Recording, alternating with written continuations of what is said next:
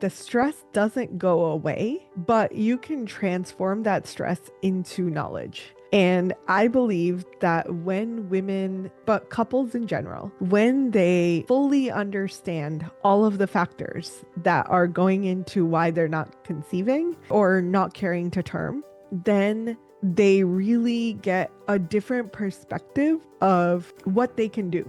Hi, and welcome to Don't Drink to Feed podcast. This podcast is all about you and all the courageous, driven women like you. We are here to inspire, to empower, to share, and to embrace one another. We will be talking with women from different backgrounds and careers about love, family, friendship, their wins and falls, and what it took for them to live the life they love. I am your host, Claudia Noriega-Bernstein, and I am so happy you're here today. Hi, everyone. I am super excited today to have Dr. Aumatma Simmons. She is a double board certified naturopathic endocrinologist, founder of the Holistic Fertility Institute, and co-founder of Madre Fertility, the first ever smart fertility analysis app. She's also a best-selling author, and she has so much insight about infertility that I just can't wait to start this conversation with you. Thank you so much for being here. Thank you so much for having me, Claudia. It's great to be here. To start by asking you how your curiosity started about fertility. Yeah, I was already a naturopathic doctor at the time. I had been working primarily with women in all types of hormonal things, believe it or not, never fertility. So I was married to this man and he wanted to have children. And whenever he would talk about babies, my uterus would be screaming, no! And it surprised me a little bit because I was like, well, I'm already married. What does this mean? And I realized over time that I intuitively just felt like it was not a good fit for us to have children together. And that sent me into a little bit of a tailspin because one of the things that I learned in medical school was your fertility drops off of a cliff at a certain age. And I was like, well, if I don't want to have children, here I am in my early 30s, like this might become a problem. Yeah. I started researching to figure out, like, did I just want to have a child with him even if he wasn't the right guy, or did I want to get a divorce and find the right person and then have a child? Maybe. So I ended up just kind of researching what could I do for myself, and what I found was that even though fertility is said to decline with age, yes, I'm not denying that there is a decline. What I found was actually that this was not the type of age that's irreversible. So a lot of what we understand about aging is like you're getting older every year. There's nothing you can do about it, right? But this is 15 years ago. So now there's a whole field of medicine called longevity medicine. And doctors are like obsessed with how do we live longer and how do we make our lives And your better. biological age Yeah, and all yeah, this yeah, stuff. yeah. But back then there was no such thing. So a lot of what I found for myself was just like a lot of the impact of age, which has to do with toxins and stress and our lifestyle and how much sleep I get and what my hormones are doing for the years, even if I'm not trying to conceive. All of those are having an effect on whether or not I can eventually have a child. That was literally my wake up call. So for the next like 5 to 6 years, I literally turned myself around. I was like, I'm way too stressed. I was working 80 hours a week. I like just absolutely insane lifestyle that no one in their right mind should have. And I was like, I'm an entrepreneur. I have this business. I have this free clinic. Like I have too much on my plate. I really had to question what I was doing and if that was in alignment with where I wanted to be down the line, and even to give myself the option to have children down the line. So I left that man. We got a divorce. And then I did find a partner that I wanted to have a child with. And I wasn't necessarily ready right away. So he was ready. But I was like, no, hold on. Like, let's take some time with this. We're a little gun shy too. It's like, okay, I tried for so long with this other person and it didn't happen. We actually never tried. So I didn't try with the other person because I didn't like, my intuition was just like, no, absolutely not having a child with him. So I was doing everything I could to not have children with him. And Luckily, that worked. So it was about 5 years that it took to really heal all of my underlying health stuff and replenish my nervous system from all the stress I was under and like turn my life around in so many ways. After that, then I was finally ready. And by that point, my husband and I had been dating for 5 years. I was like, okay, I'm ready. We can have a child. And we got pregnant right away at 37. I had a child at 38. And the work that I had been doing for that period of time that I believe made it so easy when I was ready. But in the process of all of that, I realized like, oh, everyone has these questions, and so many women and couples are struggling with this, but we don't talk about it in the way that I was researching it. I started sharing about it, and people were like, great, you can help me get pregnant. And I was like, oh gosh, sure, we can give it a shot. I was very nervous because I was like, I've never done this before. But before we knew it, there like people that had been years of struggling with infertility got pregnant in months. And that's when I was like, oh my gosh, I think we're onto something here. People that literally had been to multiple fertility doctors that were like, you'll never have your own biological children. You need to have an egg donor. You need to do adoption. They were being told all of these crazy things. And when they started getting pregnant naturally, that's when I really was like, gosh, like we have something that needs to be shared with the world. And that's what I've been doing for the last 15 years is just sharing as much as I It can. is, And it's really amazing because in general, we as humans don't pay attention to our body. And our mhm, body is so wise. Like if yep. I think about it, my first marriage, it was very abusive. Mm, And I was trying to get pregnant to fulfill this need I had right. for that unconditional love, for I want to have a kid that is going to fulfill my life. And it Yeah. was to an Yeah. extent selfish. I wanted, Yeah. but my body was saying, no, you don't want to Yeah. have a baby with this Absolutely not. person. Yeah. And I wasn't listening. And when I hear you, when I watch your TED Talk, I was like, oh my goodness, this makes so much sense. I have a daughter that is going through a little bit of a challenge getting pregnant, and she has a beautiful relationship with her husband. Mm. They're best friends. They're Hmm.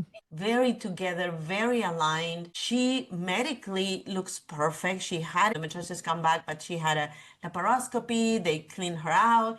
His Hmm. sperm was perfect. They did whatever they needed to do.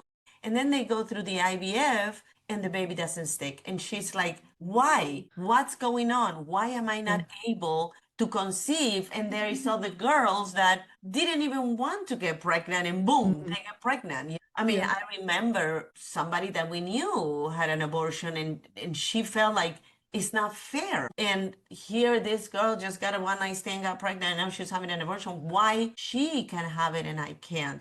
And I Hmm. think that mental stress, that journey of guilt and grief and stress also adds up to Hmm. not getting pregnant. And a Yeah. lot of women don't realize that. It's not only your body saying it's not safe, but it's also what are you feeding your brain with that Yeah. make a wall in a way, right? Yeah, absolutely. I think that our emotional state has so much to do with whether or not our body is getting that signal of safety. So, if we are in a state of distress from our emotions, from maybe we feel guilty because we love our partner and we really want to be able to do this, and like, yes, we're ready to start a family. And he's like, okay, let's go. And then it doesn't work. So then the woman takes on this guilt and shame around not being able to get pregnant. Then we have stress that is just around with fertility. Even if you have no other stress in your life. It's Yep. so hard for moms that are trying, for women that are trying to get pregnant, to Mm. listen to other people saying, stop thinking about it. Yeah. Or Or it's don't gonna stress, it'll happen. just Yeah, happen. don't stress. It will happen. And it's like, well, you're Yeah. not in my shoes. I had my first daughter through a lot of treatments, and then Mm. it took me 3 years to have my second daughter, and Mm. I had to do an IUI. I had to do a lot of different Yeah. treatments, and finally I was able. It's kind of like we told nature we are gonna get pregnant, yes or yes. And I got pregnant, but those 3 years were horrible Of because course. your husband is there and he feels bad and he knows it's not Hmm. him. So then you put the blame on you. If it's not him, it has to be Yeah. me. What Yeah. am I doing wrong? So why would you advise a woman that is going right now through all this, that has a Hmm. steady relationship, loving relationship with their partner, they're doing all the right thing, but without saying stop thinking about it? What would you advise to a woman that is going through this challenge right now? Yeah, so I've taken a very like opposite approach to this. I think that a lot of the work out there is like, don't think about it, don't stress about it. How do we get you not to stress? My approach is like the stress doesn't go away, but you can transform that stress into knowledge. And I believe that especially women, but couples in general, when they fully understand all of the factors that are going into why they're not conceiving and or not carrying to term, then they really get a different perspective of what they can do. Right. So it gives them the power back instead of saying, oh, we don't know why you're not getting pregnant. We tried IVF. It didn't work. We just have to try it again. And Mhm. that feels like a very disempowering place because you're like, but I just spent $20,000 on this treatment and we were this close and it didn't Right. work.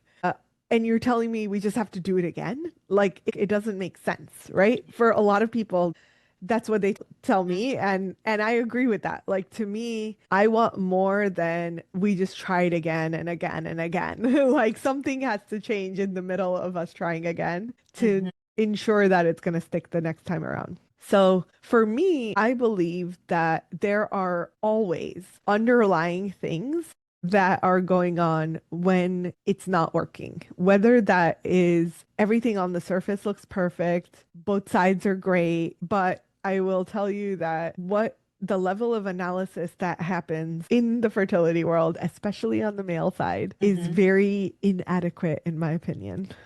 Wow. And if they look at it, they're looking at sperm. But Mhm. there is so much research about the overall health of the man, his blood sugar levels, his inflammation, how his body is methylating, which is a fancy way of saying how it processes nutrients and hormones. All of these factors are directly impacting whether or not she's going to conceive and whether or not that child is going to carry all the way to term. Wow. So when people come to us, we're like, okay, well, he's done the basic analysis. On the surface, it looks good. Let's Mhm. go a step deeper. Let's figure out what else. And the what else is the big deal. And then on the female side, I think a lot of women get the diagnosis of unexplained infertility. Everything Yeah. on the surface looks fine. We don't know That's what what's she got. happening. Mhm.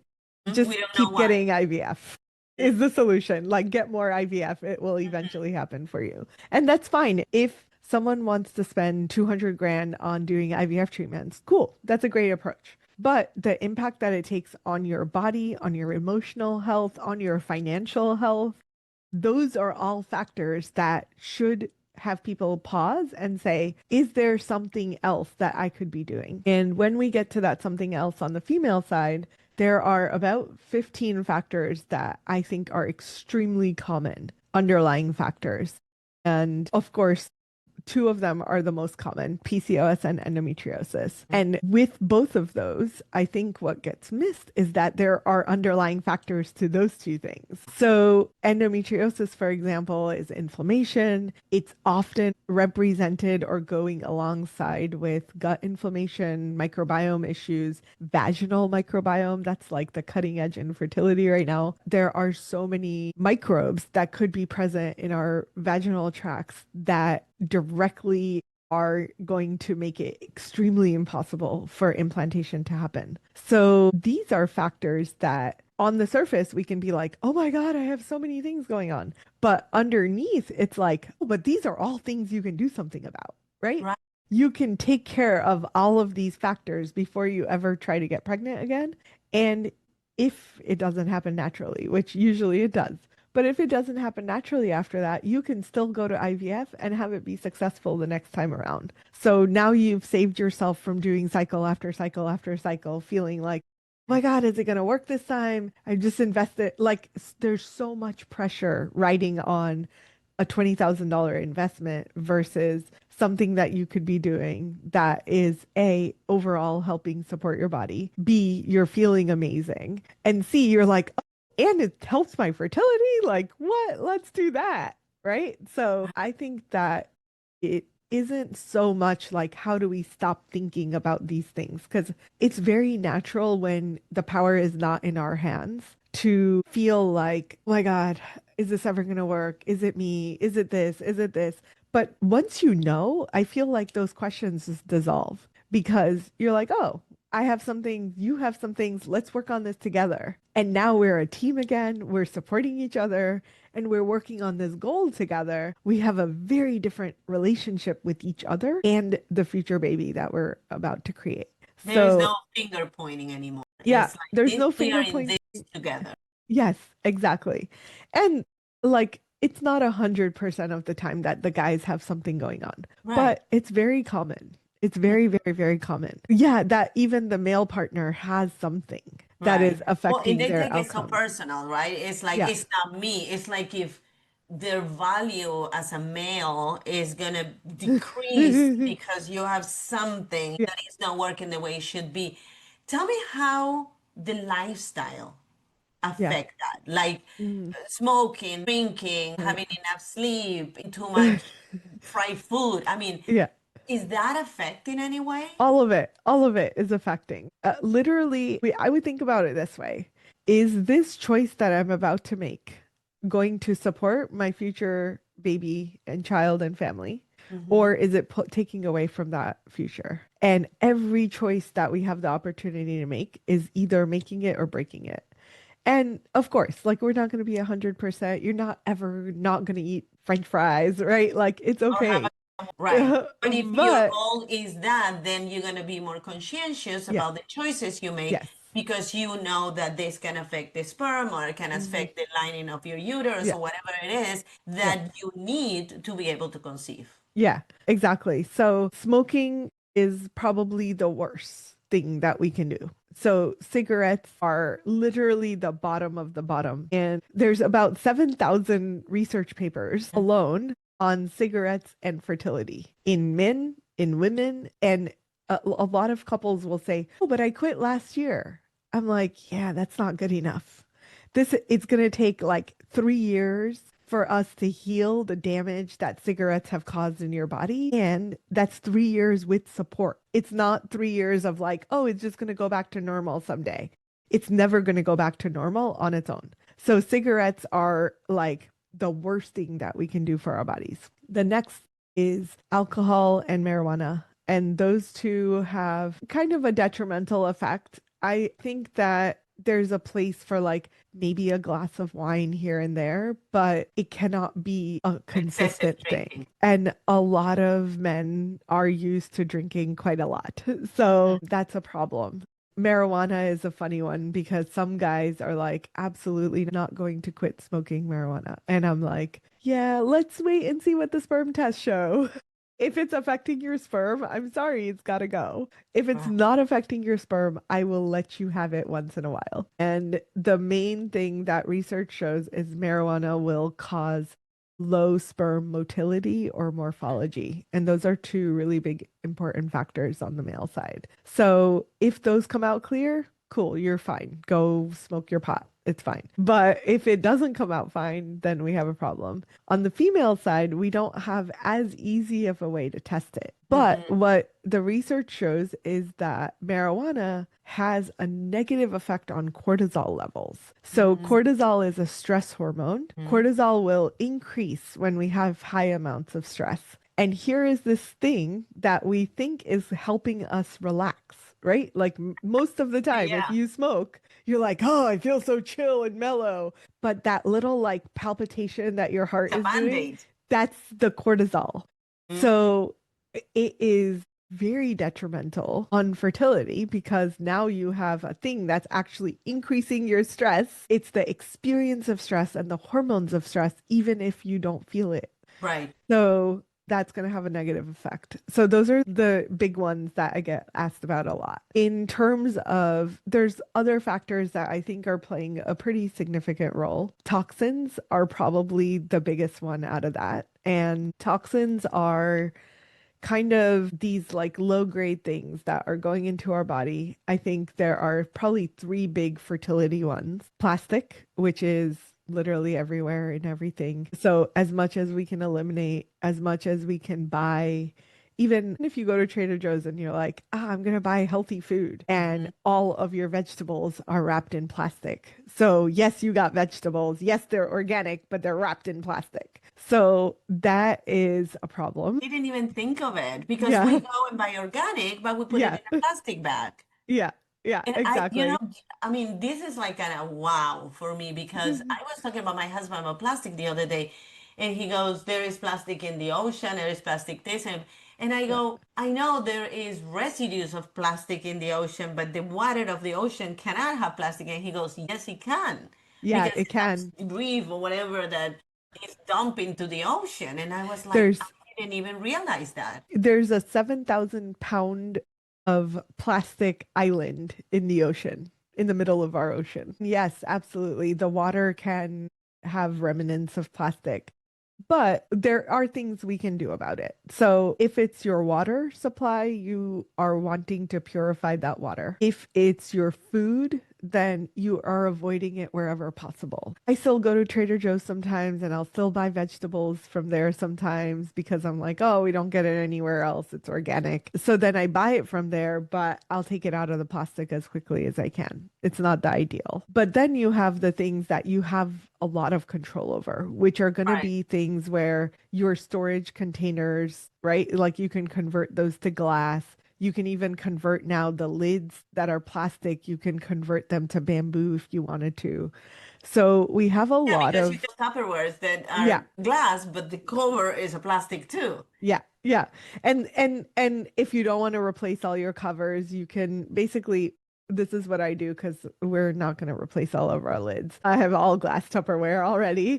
So what we do is I will leave the food to cool on the counter when it's in the container. I'll let it cool completely and then put the lids on and then put it away. Right. So then it doesn't absorb it with the Mhm. moist. Yeah, That's yeah. that's very smart. And in no way will we put a plastic lid in the microwave, right? So if we're No. going to warm it Yeah, up, but we know then that. it's in glass. So there are easy ways to remedy this, right? Like it's not a huge investment of time or money to get rid of the plastic. The things that I think get hidden are things like the aluminum cans that have food in it. So beans and Mhm. sometimes vegetables people buy in the cans, those are lined with plastic. Oh, So there's no winning there. If you're buying canned food, you're automatically getting exposure to plastic. Unfortunately, that that's so one is, crazy. I mean, I never thought of it. they're like, well, aluminum is toxic, so we'll wrap it in plastic and that will save you from the aluminum, but now you have exposure to plastic. It's There's like no winning. choosing your poison because then Yeah. you see other people that, for example, I remember my mother-in-law used to say to me, "I smoked when I was pregnant and he's fine." And I'm Yeah. thinking to myself, how it works for some people, it doesn't work for other people. Yeah. Is because you are more propense to get that and be affected by it, or it affects to everyone, but some people are just lucky. It's affecting everyone. And some of these things are going to show up later. So, Hmm. all of the things that we're talking about are reproductive toxins. They're Right. also carcinogens. So, you may not have issues with fertility, you may get cancer later, right? Like, you cannot expose our bodies to something and never see an effect. There's going to be something. What I believe is that our nervous system Mhm. is what we inherited from our moms while we were in the womb. So, for That's true. example, There is some stuff that we already are born with, yes, zero control of it. we have zero control over it. So for example, if I was in the womb, and this is a true story, my mom was extremely stressed while pregnant with me. And maybe she was like being exposed to all these toxins that her body was absorbing. There is Hmm. now evidence that these toxins can pass through the placenta and go right to the baby. So then have epigenetic mutations. So little mutations on my genes that don't necessarily make me have any kind of disease, but they make me more predisposed to certain things. Maybe my detox pathways are screwed up. Maybe my stress and methylation pathways are screwed up. And this is all true. Like I actually know this about myself. How do you know that about yourself? I test everything. So there is a test for all of these things. I think that unfortunately we have to ask for those tests. Doctors don't know it. Most doctors don't know anything about it. My daughter was having this meeting with the fertility doctor, and he was saying to her, everything is perfect, everything is great. First, he made her wait another 6 months, don't jump into the IVF, blah, blah, blah. And then he says, okay, you didn't get pregnant these 6 months, you were trying, you were doing this, you stopped smoking, you stopped drinking, you stopped whatever. Now you're ready, right? And I said to him, because we were doing it, they were in New York and we're in Las Vegas. So I was sitting next to her listening, and I interrupt and I said, doctor, I wanted to let you know I had endometriosis. So it wouldn't be wise to test her, make sure that she doesn't have that. And he goes, oh yeah, that's a good idea. Like I'm thinking to myself, this is a top fertility doctor. Right. How it didn't cross his mind to even ask. Do you have any history of endometriosis in your family? Yeah. It's not a common question. And endometriosis, on average, with someone who has symptoms, it takes about 8 to 10 years to get the diagnosis. Someone without symptoms is almost never even going to get screened unless you have they're not getting pregnant. Pains when you have your period, and you know of somebody who had endometriosis, and you go like, oh, maybe I have it. I should figure this out. Yeah. Endometriosis is a tough one because the diagnosis is challenging. I think the treatment is extremely inadequate. I think surgery is just not enough because if you have endometriosis, you have inherited genes from your mom, usually. So the epigenetics is already impacted. So now let's take your daughter, for example. So I don't know anything about your life, but I'm going to assume that if you have endo, you inherited something from even your mom. Right. So let's suppose your mom, do you know what her pregnancy was like with you? I think my mom had a really stressful pregnancy with me. Not that she is a person that will show her emotions a lot, but for what I have learned, she had a lot going on internally and emotionally. I believe it. So she epigenetically passed on some mutations to you. You got endo in your life. You then passed on the mutations you have plus endo. Your husband, whose mom you already said was a smoker, your mother-in-law, also got epigenetic mutations because she's a smoker. He's got mutations, you've got mutations, you pass that on to your child. Now your daughter she's like, oh, but I'm healthy. Why does everyone else get pregnant? I don't. But she got endometriosis already genetically. She has epigenetic mutations from both sides. We don't know what they are, but guaranteed there are mutations that are going into her. Potentially, the common ones are like stress. How do you handle stress? And how do you handle detoxification? So detox and methylation are the most common mutations. So she probably got both of them because he's got the detox pathway screwed up. You probably got the stress pathway screwed up. So let's suppose you even had the best pregnancy in the world. When she was pregnant, she still got the stuff she got. Now she lives a life. She's stressed on her own. Did you say she was a smoker? Yeah. So she was a smoker. So I was like super surprised when she was like 18 years old and she started smoking. I'm like, huh? Why? Sometimes your environment, you hang with people that smoke, then you start smoking. Now her dad was smoking too. He passed away, but he was a smoker too. So for her, it was like a bonding thing. Yeah, We both want to go for a smoky. And I'm like, okay. So, but you don't think that this is going to be affecting you in the future. Right. Exactly. And for some people, it may not. But if you got epigenetic mutations that give you like a predisposition to making it harder for your body to detox these things, Mm-hmm. then the toxins that are going into your body through cigarette smoke are now staying there because you cannot excrete them effectively. Right. So it's your body's impact to smoking. It's not really just the fact that you smoked. It's the fact that you smoked combined with the genes that you got that Right. now make it extremely challenging for your body to get rid of the garbage. And if it stays in that soup for long enough, let's say you're smoking for 5, 6, 7, 10 years, Right. that period of time, you are literally in this soup of toxins that your body can't excrete properly. Then what impact does that have on your body? Essentially, poor egg quality, right? Like anytime you are exposed to a high burden of toxins, your body goes, shut down the fertility Production. thing because we Mm-hmm. don't need that. It's not okay to get pregnant. It's not safe because surrounded in this toxic soup. And if by some miracle you got pregnant, it would be really hard to let it stick because the uterus is also in that same environment.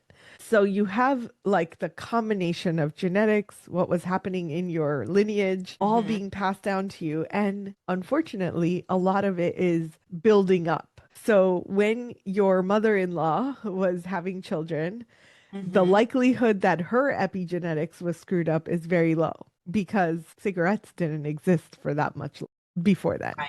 right? Right. So she didn't inherit any issues. Right. Potentially, she had perfectly healthy detox She pathways, started it. and her pathways are fine. But then every other generation after her has had Right. mutations. So it is unfortunate, but we sometimes just need to know what is driving the issues that we have and how the issues got worse because of the diet or lifestyle or choices that we made throughout our lives. And it's not like irreversible. It just Right. takes a very long time with a lot of support.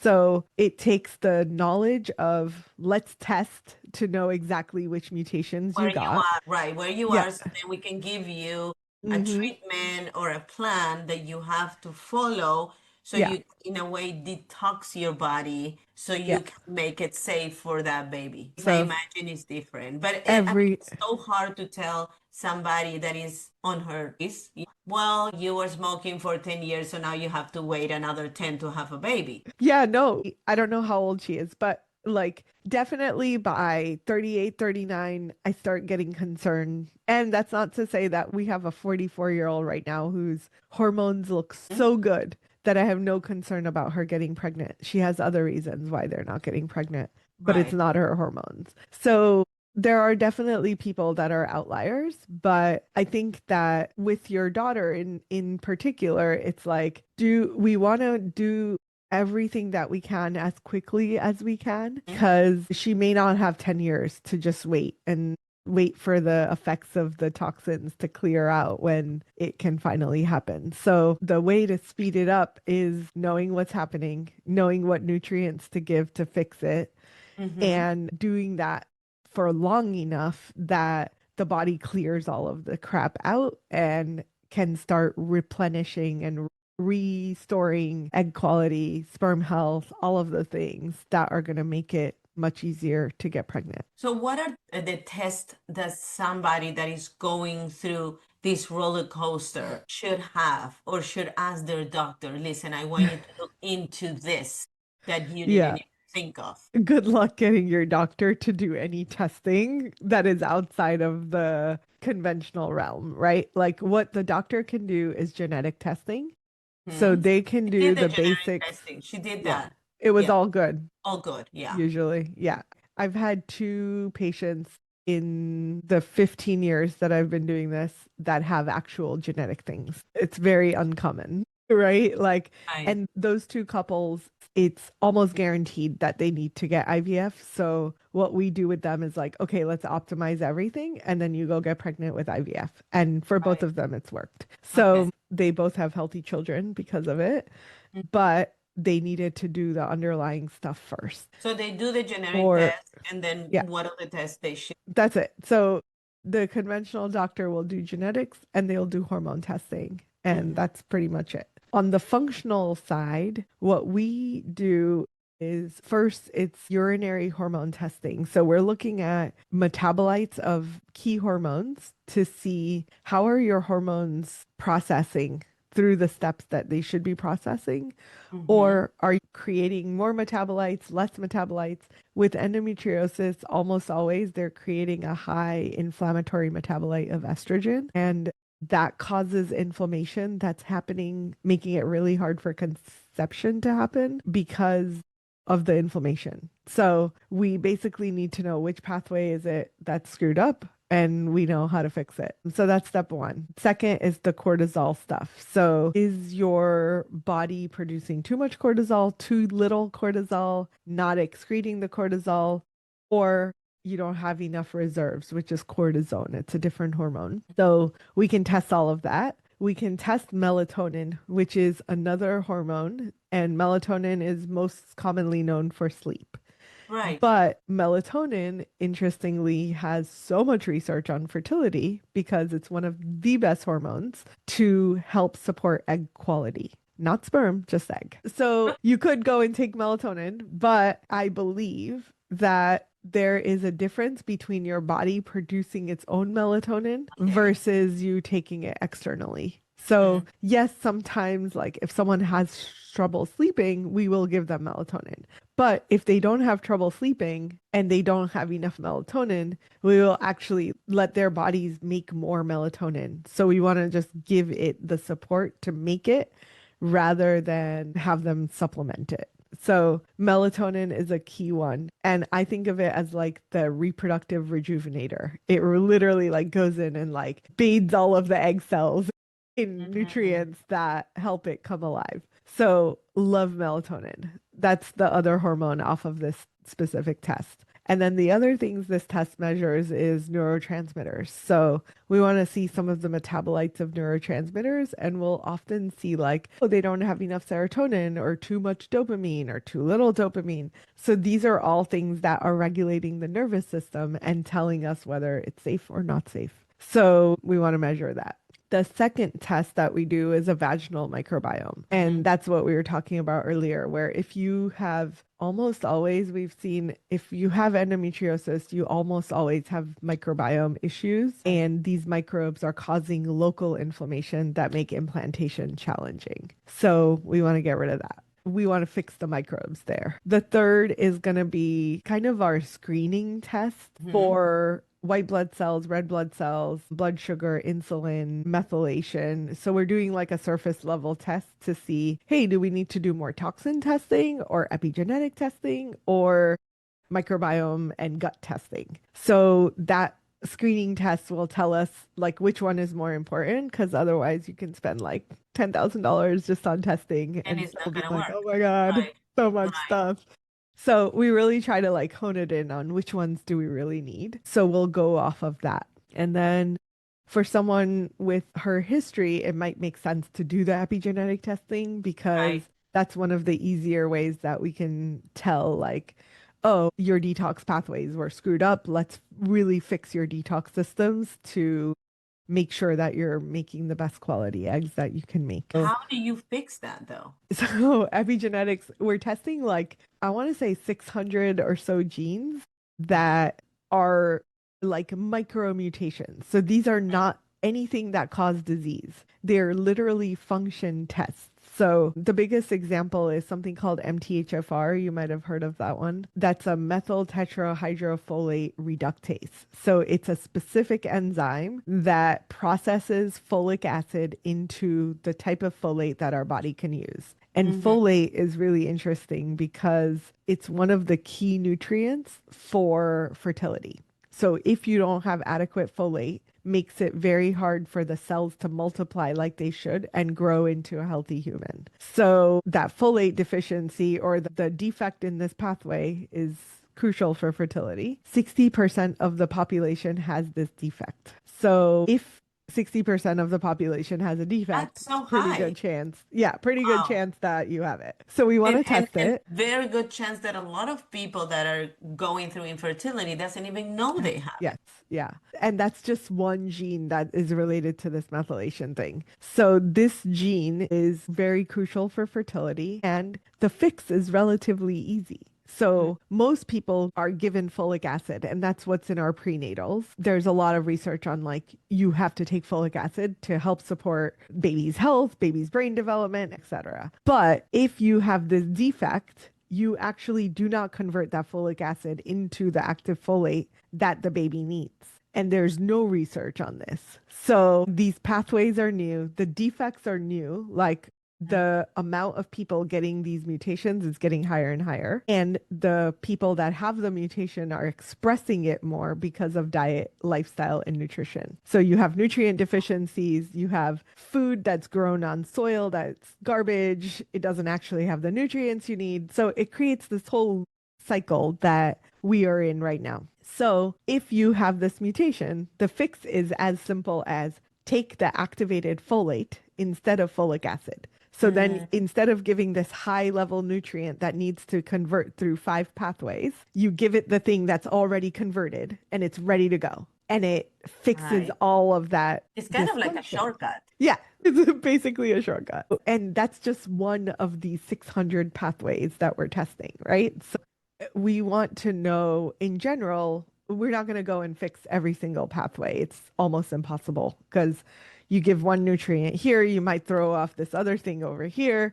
So the solution is prioritizing which are the ones that are most important for fertility, which are Right. the ones that are showing up as a problem in your body. And Mhm. then we give you the nutrients that bypass those issues for the specific thing that you have going on. So it's like hyper individualized fertility support in the best way that we can possibly give it, which is let's go super micro. Let's figure out what your genetic profile is. And then we give you the nutrients that come in and fix it. And then overall, diet and lifestyle create the foundation for that to function properly in your body. Wow. Oh my goodness. This has been so enlightening. I am so grateful to have you in the show. Not only because I definitely want my daughter to listen to this episode, but also because when I was trying to get pregnant, I didn't have any information. My only answer was Yeah. you have endometriosis. That's that. Yeah. Yeah. So they made me have a menopause for a year. I didn't have a period, so my Oh body my would be God. good, which was really traumatic because you go through a lot of Hot hormone. flashes and Yeah, all I the mean, symptoms of it. 24, imagine that. Yeah.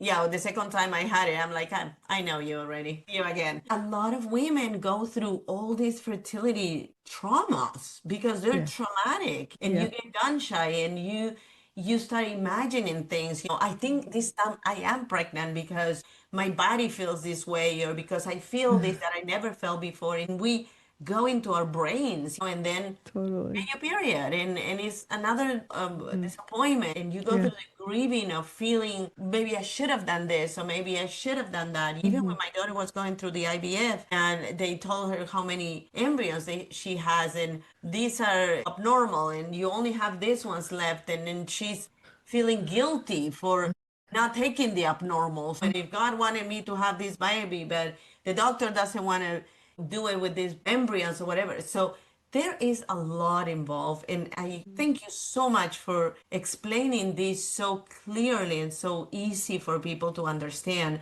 And I'm going to have all your information. What side of the world are you? I live in Texas, but we work globally. Globally. So people can get in touch with you because I mean, I could talk to you for another hour. But thank you so much. I really appreciate you being here. I really enjoyed talking with you. Yeah, you're very welcome. I'm so glad that we were able to like break down some of what's happening. And the message that I have for people is really just if you are not getting pregnant, there is always an answer. It is Mhm. not unexplained. I've tested 7,000 couples, Wow. 7,000 couples. I've not worked with all of them, but I've tested all of these people. And I am still waiting for a couple that I can truly, like, in integrity, say there's no reason why you're not getting pregnant. I don't know why. So every single one of them has had an explanation. And I think that's the crux of it for me is let's figure it out because the other option is we don't know why and good luck to you, or keep doing IVF and good luck with that. Or adopt a kid and then you'll never yeah, know why. And I always say to fix a problem, you have to acknowledge there is a problem. So get yeah, curious, let's find out what's going on. And I think yeah, the information that you have provided today is going to give a lot of clarity to a lot of couples. I mean, this is not a process where you have to find out who's guilty or who's not doing the right thing. It's just, yeah, this is what it is. Let's fix it. Let's yeah, try to figure exactly. out what the problem is and let's fix it. So then Yep. we have the choice. If I still want to do IVF, awesome. But maybe in the process, I can just conceive without going through that. Yeah, exactly. It just opens up the options. And that's my goal. I don't think IVF is bad. I don't think natural is the only way. At I all. really think it's know what's happening in your body so you can make the best choice for you. And like I said, those 7,000 people, I haven't worked with all of them because some of them I was like, hey, if you just tweak these couple of things, you're good. Go get pregnant. And they'll message me back like, thank you so much. We're pregnant.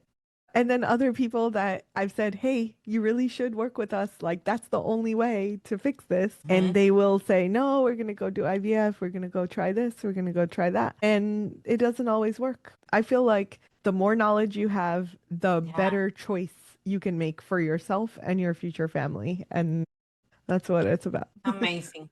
Thank you so much. Really, I'm like, wow. Thank you. I appreciate You're it so welcome. much. Welcome.